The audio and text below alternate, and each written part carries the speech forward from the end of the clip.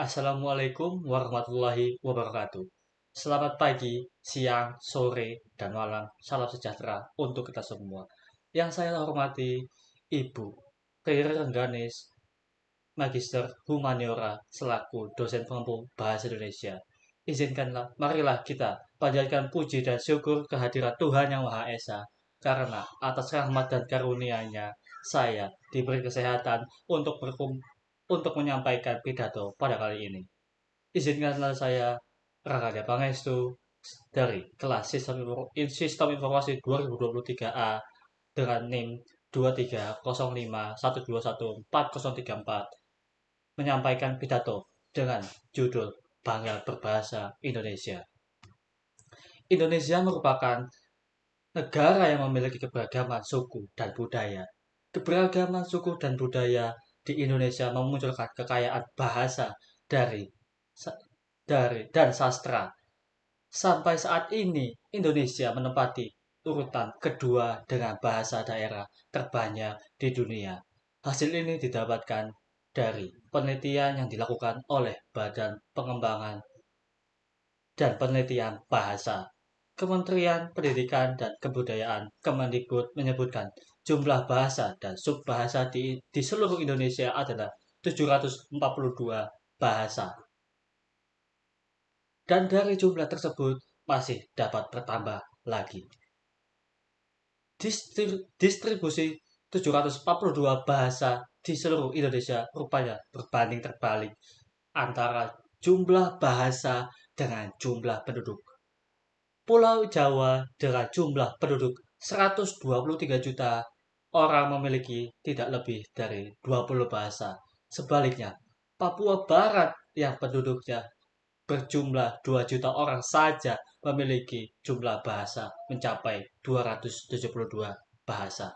Keberagaman bahasa yang ada menjadikan Indonesia membutuhkan bahasa persatuan yang berfungsi sebagai sarana komunikasi.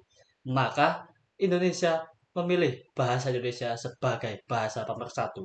Sebuah bahasa yang benar, yang besar, yang layak untuk menjadi sebuah kebanggaan.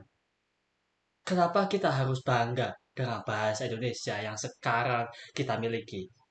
Karena untuk dapat mengucapkan bahasa ini secara bebas membutuhkan perjuangan yang begitu berat. Saat ini kita memang sudah hidup di negara yang merdeka. Tidak ada lagi peperangan melawan penjajah. Akan tetapi bukan berarti kita berhenti dalam berjuang. Ada sebuah proses panjang penggunaan bahasa Indonesia dijadikan sebagai bahasa pemersatu. Oleh karena itu adalah sebuah kewajiban bagi kita sebagai generasi muda untuk menghargai peran dan kedudukan bahasa Indonesia. Mengapa saya katakan demikian? Apakah ada yang salah dengan bahasa yang kita gunakan sehari-hari? Menggunakan bahasa asing atau mempelajari bahasa asing adalah suatu yang penting. Mengingat tuntunan persaingan di era globalisasi saat ini. Akan tetapi, manakala di hati kita terdapat suatu kebanggaan ketika menggunakan bahasa asing dan di satu sisi menganggap bahasa Indonesia bukan suatu kebanggaan. Maka, secara tanpa sadar kita telah menjatuhkan identitas kita sebagai bangsa Indonesia. Saat ini, menggunakan bahasa Indonesia cenderung dikalahkan oleh bahasa asing. Padahal, pengutamaan bahasa Indonesia sebagai identitas nasional merupakan tanggung jawab seluruh rakyat Indonesia. Kemajuan teknologi dan sumber daya tidak seharusnya membuat bangsa ini melupakan identitas dirinya sebagai dirinya yang tercermin dalam Sumpah Pemuda yang menyatakan bahwa kita memiliki satu bahasa persatuan yakni bahasa Indonesia. Bahasa Indonesia merupakan bahasa yang bisa saya katakan sebagai bahasa yang multifungsi. Sampai saat ini kita semua berpikir bahwa pelajaran bahasa Indonesia hanya dipergunakan untuk di bidang mata pelajaran verbal seperti pelajaran sejarah dan PKN.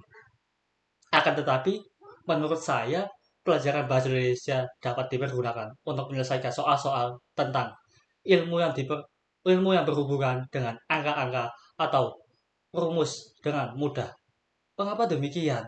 Karena dengan memahami tiap tahapan dari pengerjaan soal yang berhubungan dengan angka menggunakan bahasa Indonesia dengan baik dan benar, maka akan mengerjakan soal mudah mengerjakan akan mudah dengan akan mudah mengerjakan soal tersebut.